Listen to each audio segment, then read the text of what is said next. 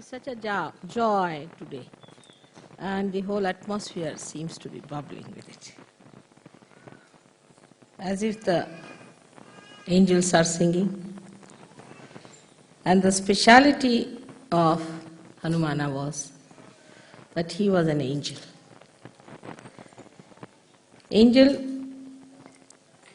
are born like angels. They are angels. And they are not human beings. They are born with the angelic qualities. But now you all have become angels from the human beings. It's a very great achievement of such.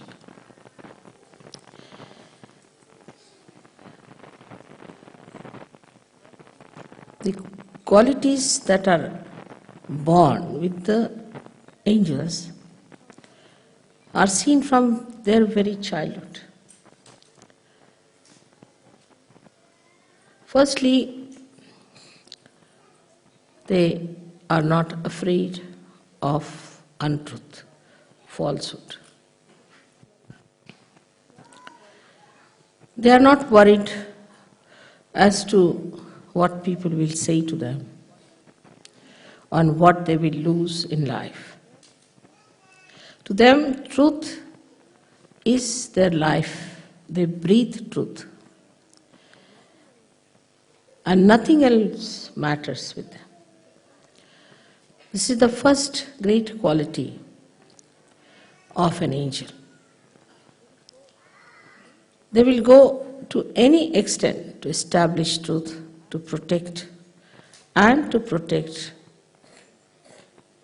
the people who are in truth. It's such a wide range of these angels all over. So in the left side we have Ganas, on the right side we have angels, and translated in Sanskrit language or in any Indian language as Devdut, means they are the ambassadors of gods. So now you are the same. You are all angels now. Only thing, you are not aware that you are angels while they were aware from their childhood. If you know that you are angels, all your qualities will start shining through. And you'll be amazed that the quality of standing by the truth at any cost is so easily managed for you, because you have been given the right. You have been given the special blessings, the special protection from the divine, that if you stand for the right, and if you stand for the righteous, and if you stand for the truth, all kinds of help to protect you will be given. Angels are aware of this. They are sure of it. They are certain. There's a certainty about it. But you are not. Still, sometimes think maybe, may not be. Same style. Goes on. But believe me, you are angels. You have all the powers, and what rights you have. Human beings cannot get over you. That's the speciality of angels, not of saints. Saint could be maneuvered. They could be tortured. They could be troubled. Incarnations may do the same. Incarnations accept it. They want to have all these penances done to them, so that they create an event in their life to express themselves in a more dynamic way. If there was no Ravana, there would have been no Ramayana. If there was no Kansa, there would have been no Krishna. So, the incarnations take upon themselves the problems and also the fight with the evil. So it looks sometimes that we feel that they suffer, but they don't. But the angels are a special category. They don't take up any problems upon themselves, they just solve them. If there's a problem, it's the angels who solve for the saints as well as for the incarnations. And they are to be told sometimes that don't jump in just now. We are working out on the stage now. You will jump when we'll ask you. But they are ready, standing at the door, just to jump in. So anxious. And there are fixed quantities. You can rely on them completely. For example, Shri Hanumana, as you know him as an angel, has great capacities, great powers, and it is his right to use them. And he is very aware of it. He does everything very amusingly, uses his powers very amusingly. Like he burnt the whole of Lanka, and he was laughing at it. Then he extended his tail and put it round the necks of many Rakshasas. And he was just playing with them and then flew in the air and they all were dangling in the air. So it's a playfulness of the angels also. Because they're so confident. They're absolutely aware, absolutely identified with their personality, with their powers, with themselves. Here the Sahajogis sometimes don't understand that I have made you into angels. I have not made you into saints, but angels. And you are always protected. I can only make angels, I can't make saints. Saints are made by their own effort. The effortlessness doing is like Ganesha, like Kartikeya, like Hanumana. The same way you are all made with the same style. So try to understand that what I say about you is the truth. Kinds of conditionings work even through you people, though you are saints. And you don't know how to spread your wings. Still, sometimes I feel that the rebirth has taken place and they have all become like angels with wings. But as little birds, they still have to learn how to fly.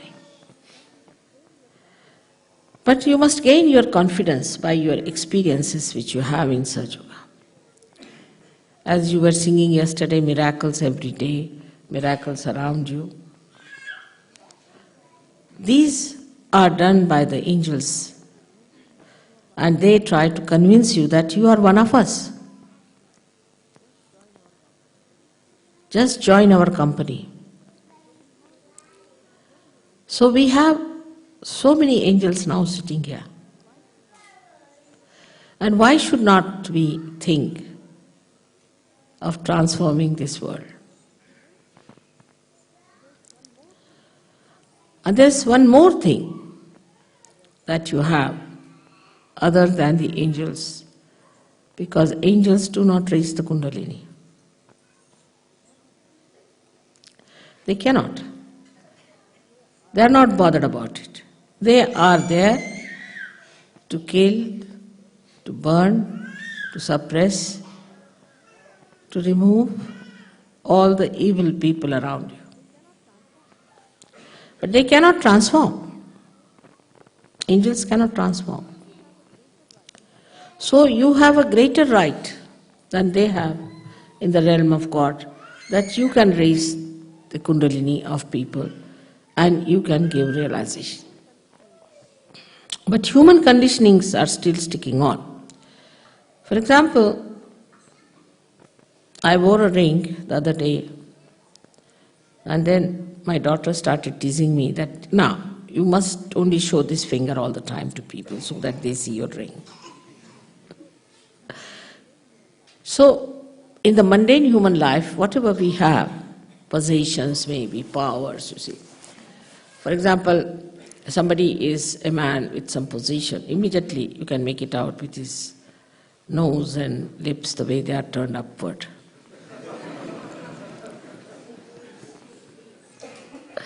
But the powers that you have in your possession, you are afraid to manifest them and to talk about it, to use them. Imagine with so many angels, the whole of England should get realization in no time. But we are still trying to learn what we are. Hanuman had no problem, because from his childhood he knew that he was an angel and he has to do the job of an angel. But because we were born as human beings and now we have become angels, we find it difficult to be dynamic like other angels that they were. Even your thought, collective thought, even your individual thought is powerful. And your attention is powerful. Because of this fear, or maybe the conditionings as you can call it, or maybe the ego part which is still sticking on to you,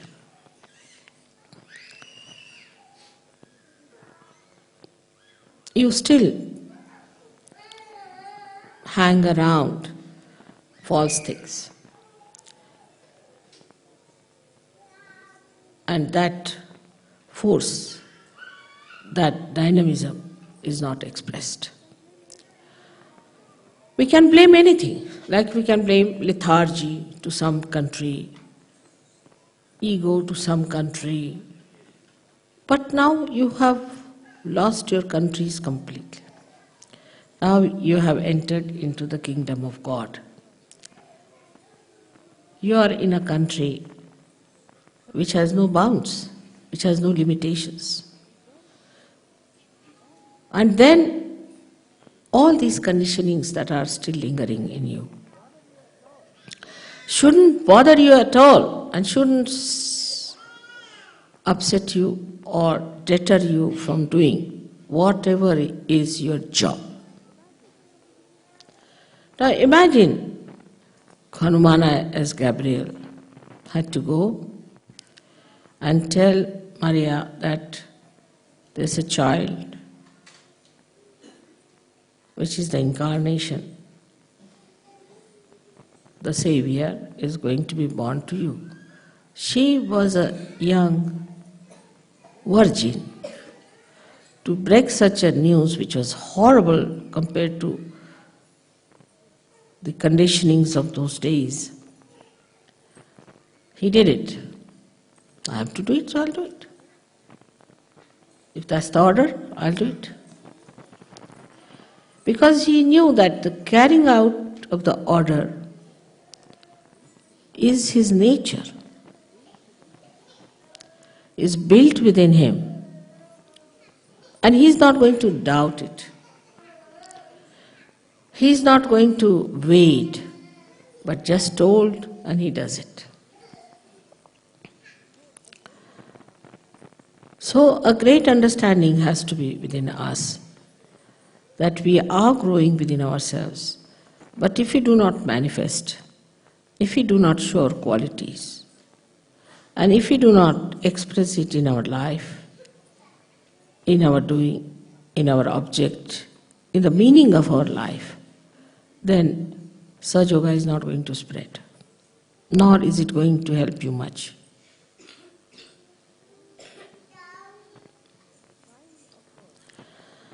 The kind of work you have to do has no problems with it. I have problems, not you. You don't have to face problems. You go and talk to anyone, whatever you feel like. They will jolly well have to listen to you, I should say. But if they don't, they can't harm you. They can't do any harm to you. This is a very great protection you have. They cannot hinder your work. Coming to Sahaja Yoga is not what we have gained, what we have got. See, there are people who say, we've done so much for Sahaja Yoga. And what Sahaja Yoga has given us? It has given you self-realization. It has given you the angel status. I mean, you try anything else, can you get the status of an angel? You cannot. Sahaja Yoga has given you that status. So, what more do you want? It was never possible before. Believe me, impossible situation. If it was possible in any way, then Gyaneshwara would not have taken his samadhi at such a young age. And Kabira would not have said, oh God, what am I to do? This world is blind.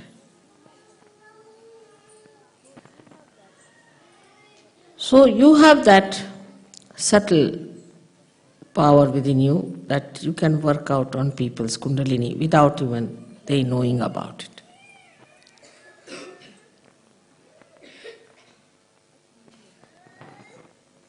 But in meditation, when you sit down, you must admit to yourself, I am an angel.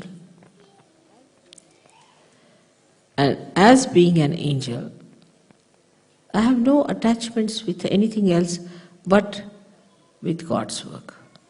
Attachments are so many still in Sahaja Yoga, I have seen it. People have like attachments to now, because they are married, so they are attached to wives. And so many have fallen out because of their wives' attachments. Then they have attachments to their children. And so many will fall out if they have attachments to their children. As I told you yesterday, that all the children of the world who are Sahaja Yogis are your children. You are the parents of all the children. It's not that if your child is sleeping, you cover that child. No, you cover all the children. You have to look after all the children which are lying down. Can you think of Hanumana if he was here and when the children were sleeping, it would just cover the body of one child? Because he is a universal being. So every child has to be loved the same way, cared for by you. Then there are other attachments like possessions, positions, jobs. I have none, so I don't know what other I have.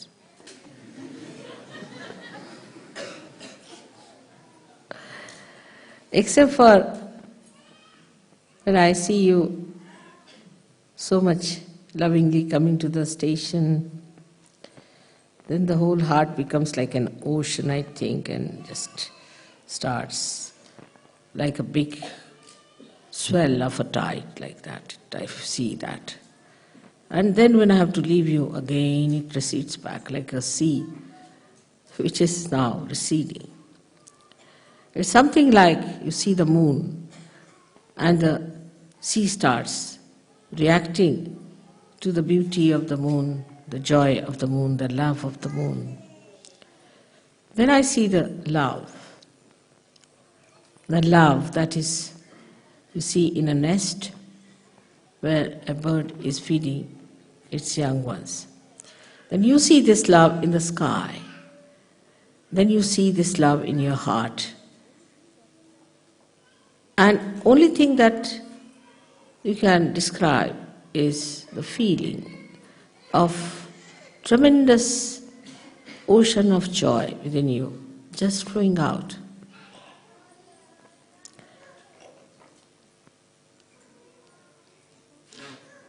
The attachments do not give you capacity to enjoy that ocean.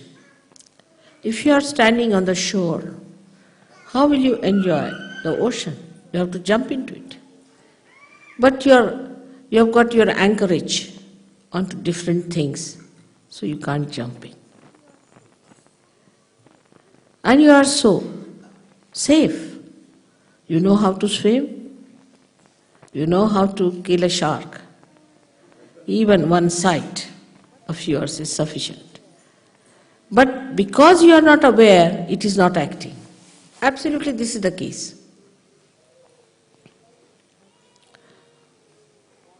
I have seen people who get small positions in life and they start boasting about it. I met this and this man, I met that and that man, and this happened and that happened. So you feel like laughing at the person, But you have met Sahaja Yoga, by which you have grown, you have been nourished, you have become so great. With all this, we have to follow the line of Hanuman.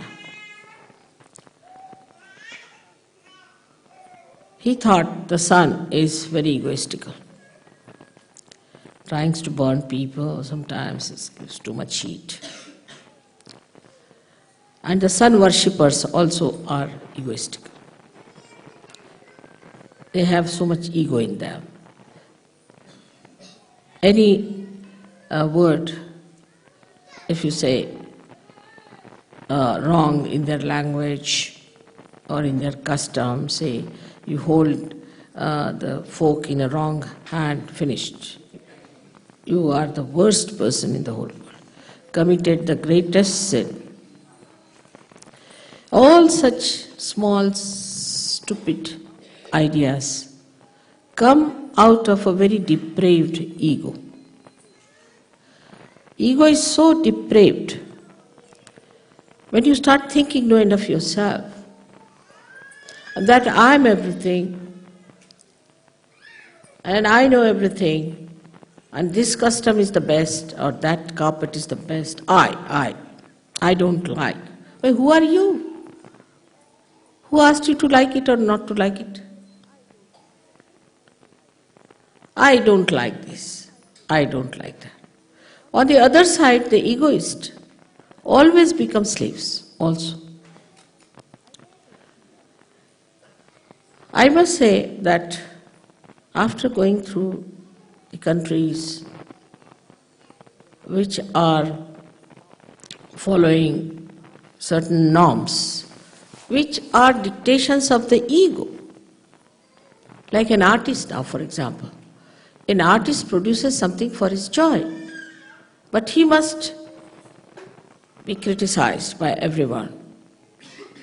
The criticism should be, I don't like this color is no good, that is not. And you have professionals who do this. They don't know how to even draw one pencil line properly. Leave alone painting anything. But immediately they say, I think this is, you see, this. They have made books out of it. Theses and theories. I mean, art has something to do with your heart and not with your brain. That's how you have killed so many artists. And everybody who is painting has to think what people will say about this. But as a result of that, something absolutely absurd grows without any subtle expression is today appreciated. This is because of our ego, which has suppressed every proper, spontaneous, living growth of our thought, of our art, and of our life. I think it's worse than all the contamination we talk about or ecological problems. It's the human mind which has produced these suffocating areas where nobody can express anything.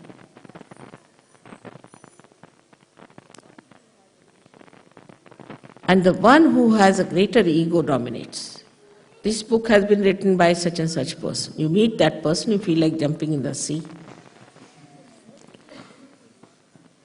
So everything written is not a Bible, and those mostly who write are people whom you should never meet without a barge pole. So anything that is expressed, you see, say in a dress or in relationship with your children, in relationship with your teacher, relationship with anyone, has to be so and so and so. You must say thank you many a times. You must say sorry many a times.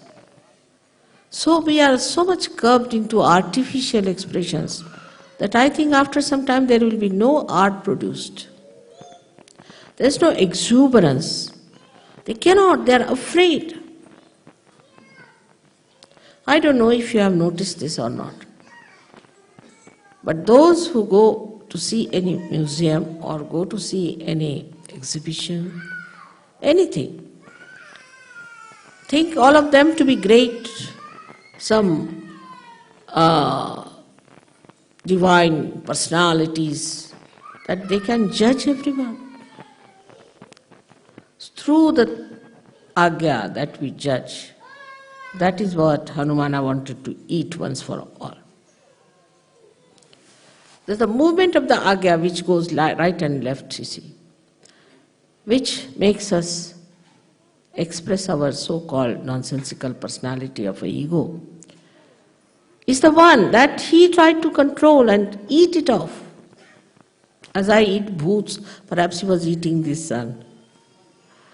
But for an angel, it is important to know that there is no ego within you. There are some Sahaja-yogis who say, Mother, I didn't want to do too much of Sahaja Yoga work because my ego will come up. Many. I don't want my ego to express it. But why do you want your ego to be destroyed? For what? For Sahaja Yoga work, isn't it? What a vicious circle it is. That we say that we want to keep ourselves in the background because our ego should not develop. You are just thinking about yourself. What about Sahaja Yoga? So nowadays the trend is, better be on the safe side. Because they have seen some people who were very egoistical, who were very dashing about Sahaja Yoga, who tried to show off, had to fall. So another trend has started, I feel, in Sahaja Yoga, that better be on the safe, you see.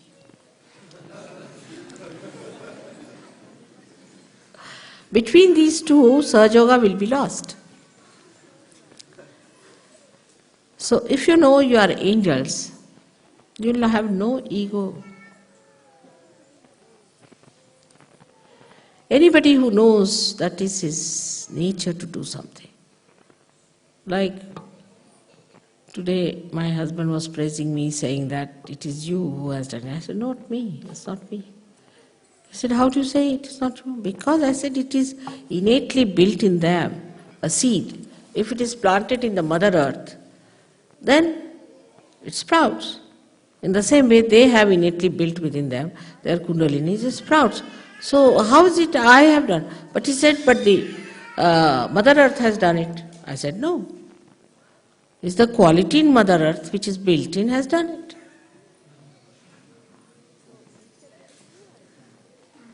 So he said, then who has done all this?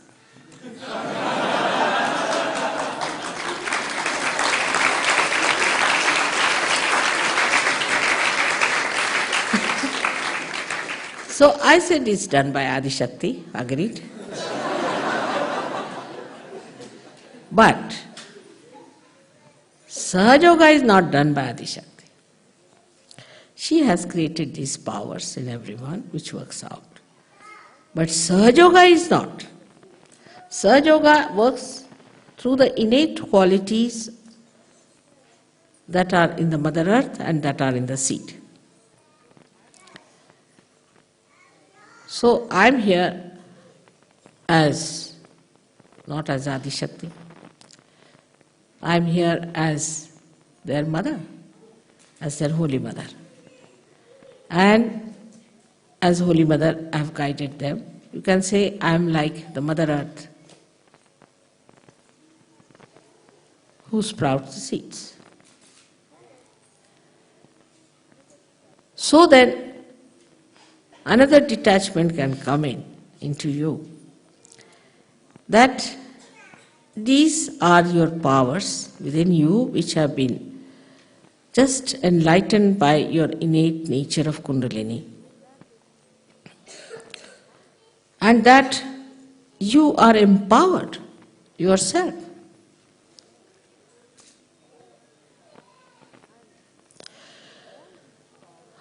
And all this power that is within you is only told by me that it is within you. You see for yourself, only like a mirror, I am telling you, you are this. See for yourself. So how can I take any credit for it? So you can even have detachment to understand that the powers that we have is for Sahaja Yoga, as Mother has powers to work for Sahaja Yoga. We too have powers to work for Sahaja Yoga, and as she works, we also have to work. But there is attachment like this. Mother is doing everything, what can we do? No, you have to do it. This is a very important detachment which I am trying to say. That you have to do this yourself. It's not that Mother will do. After all, Mother is doing everything. It's correct, that is correct in a way. But you are the instrument. Electricity is doing everything here, but this instrument has to work. So the source may be there, but the instrument is the one which delivers the goods. And like Hanumana, you are the instrument. And you have to work. You have to do the job. It's in a very dynamic we should achieve. Another great quality of Hanumana was that he was very alert and that he was beyond time. When you eat off the sun, where is the time? He was beyond time. Because of that, everything he did very fast. For example, now we are preparing, say, a book of Sahaja Yoga. For the last 16 years is going on. It's the working out, Mother, working out. Then we are trying to, say, make some arrangements about having the recording of the sick people and being cured with Sahaja Yoga. That's happening. Very good, happening. Then we are going to go to Russia to spread Sahaja Yoga. Working. All the devils have reached there, but the angels are still working it out. Very patient angels. So, one of the qualities of Shri Hanumana was that he was a fast person. He would do the work before anybody could do it. He was outbeat. It's all right to fight in Trafalgar and win and defeat Napoleon. But in the field of dharma and the field of Sahaja Yoga, I find people don't understand the importance of time. We are delayed master and dilatory habits. We have, all right, I'll telephone, I'll find out, it will happen.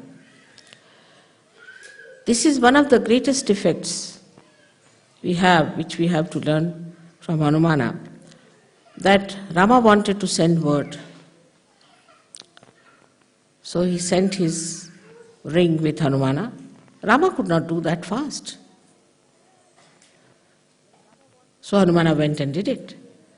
Then Rama wanted to have this Sanjeevani, this kind of a herb. So he sent him to get from particular mountain. He said, now why to waste time finding it out, better take the whole thing.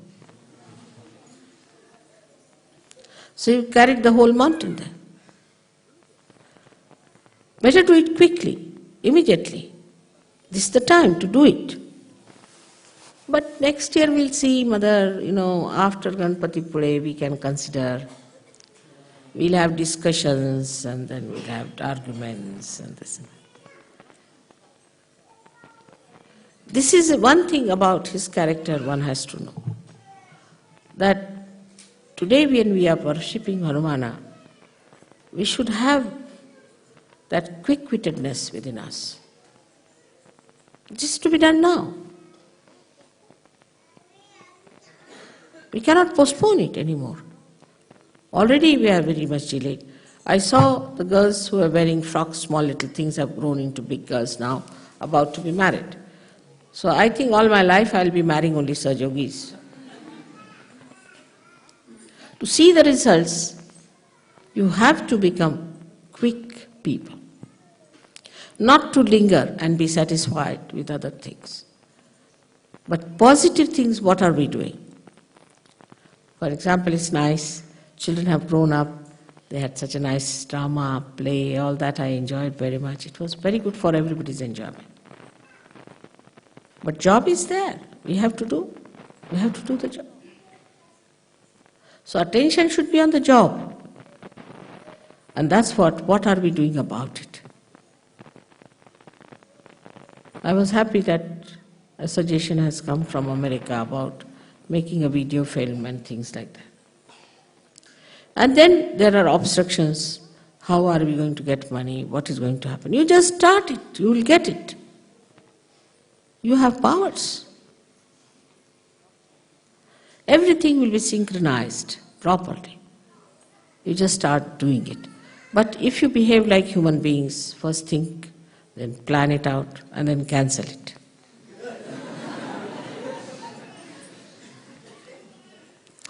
It's not going to work out.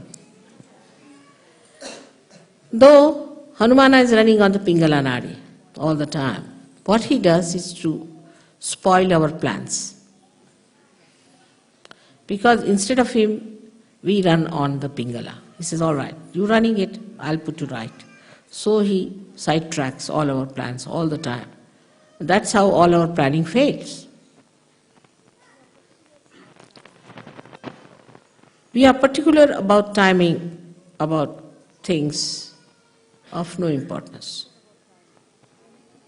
But we are not particular about timings of our progress in Sahaja Yoga. We must have targets, we must have fixed times. All right, by this time we have to achieve. But do it little faster is better. All other things can be managed, but this is your job. Nobody is going to do it. Nobody is going to do it. It's your job. I mean, you are not going to run the train. You are not going to run aeroplanes. And you don't have to run any administration and the stupid politics. But you have to do Sahajoga. You have to spread it. You have to bring it to a level where people can see it. Now, 18 years have passed. This is the 19th year.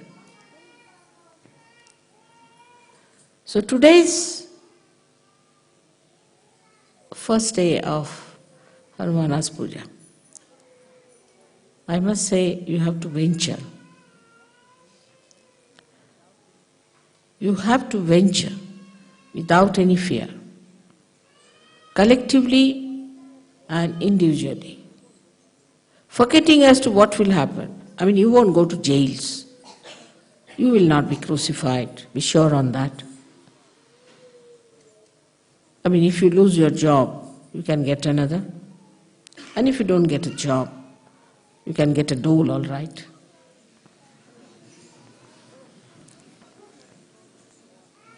So, you don't have to worry about all useless things which human beings sit down and worry. But despite that, they achieve work. They do their jobs. And how much they are wedded to it, I am surprised. I have seen it in my family. How much they are wedded. They have to do this work, they have to get up in the morning, do this, do that. But you are not aware that you are angels and this is your work. You have to do this and nothing else is important. I hope by today's puja, that enthusiasm, that venturesome nature will vibrate your Pingala. And without feeling any ego about it, in the most humble manner, as Hanumana was, we will do the jobs. Hanuman, I imagine, he was given a beautiful necklace of gold with big, big balls for him to wear by Sita. And he opened all of them one by one. He said, there is no Rama in this, what will I do with this gold? So she said, where is Rama? He opened his heart and showed it. See, Rama is here. If Rama is there, you cannot have an ego. So much of dynamism and so much of humility. What a combination it was. And that's what you have to just manifest. The more you'll work, the more you'll assert yourself, you'll find that humility is the only thing that helps. Obedience is the only thing that helps to carry out your work, and you'll become humbler and humbler. But if you think, oh, I am doing this, then finished. But if you know that is done by the divine, the Param Chaitanya is doing everything, I am just an instrument. The humility will be there and you will be an effective instrument. I hope in this country today it was very necessary and it was so timely. It's all organized by angels that we should have this puja here. But it's good for all of you. You have to really go and see media people, go and see these ministers, go and see, you say, Prince of Wales, go and see another person, meet them, make committees, see what you can do. Put your mind to it, what are we to do? But here only my mother is sick, my child is sick, my this thing is sick, my friend is sick, still going on with it. If you start doing God's work, your worries are taken over. You don't have to worry about anything. Just taken over. But it's not self-propagation, it's not. It's the propagation of the collective. I hope today you have understood the subtle side of your being, which is there, which is exhibiting, which I can see clearly, and that you will, all of you, will in your meditation, become aware of what you have within yourself. That's the greatest thing that will please the Divine, and Divine will look after you fully. With the same confidence as the angels, like Hanumana, you have to go further and work it out. May God bless you.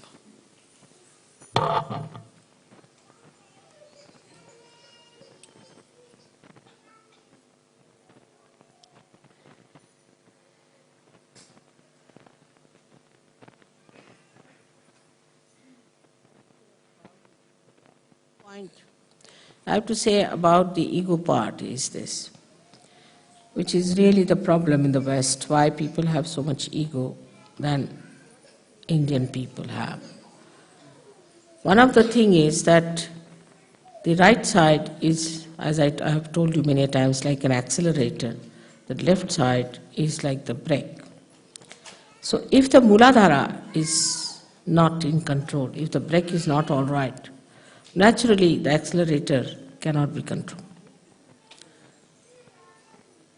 So basically our Muladhara should be brought down and must be put right. You should work very hard to do that. If your brake is established, then whatever work you do for Sahaja Yoga, you will not get into ego practices. And ego cannot anymore control you. So that is very important, especially in the West where it's being really dangerously destroyed, the idea of auspiciousness and of holiness. So that is the power of any angel, and that has to be fully established within us.